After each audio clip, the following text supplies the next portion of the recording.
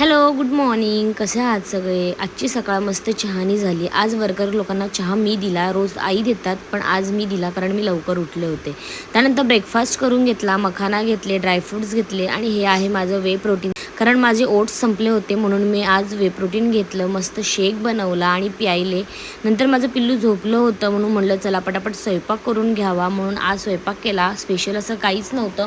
रोजचंच डाळ भात भाजी, तर चपाती आणि मला एक भाकरी बनवली कारण मी चपात्या खात नाही. नंतर आमच्या टफीचं जेवण बनवलं आणि मग थोडी आवरावरी करून घेतली. घरात खूपच पसारा होतो कारण आमचा सीझन चालू आहे मूर्त्यांचा, त्यामुळे सगळ्या घरात कपडेच कपडे असतात. आणि दक्षची तर काही वेगळंच मस्ती चालू असते, व्हिडिओ काढून देत नाही. बघते तर काय पिल्लू उठलं होतं आणि दक्षला सावीकडे बघून असं वाटतं की आपण सुद्धा आता लहान व्हावं आणि झोळीत झोपावं.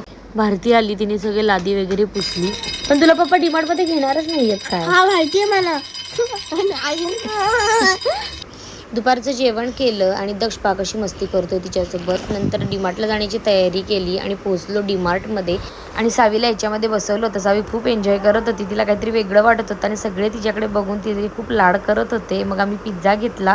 पिझ्झा खरंच खूप टेस्टी होता, तुम्ही सुद्धा नक्की ट्राय करा. आणि इकडे बघा सावीची कशी गडबड चालू आहे पिझ्झा खाण्यासाठी. नंतर आम्ही चोकोलावा केक घेतला होता, पण तो इतका खास नव्हता. घरी आले, जेवणाची तयारी केली. कांदा खूपच रडवत होता, मग काय टाकला मिक्सरमध्ये आणि केला बारीक. नंतर आज होता पावभाजीचा बेत, पावभाजी बनवली. मग मी दूध प्यायले आणि सावीला घेऊन बेडरूममध्ये गेले. असा होता आजचा दिवस. भेटूया उद्या, बाय.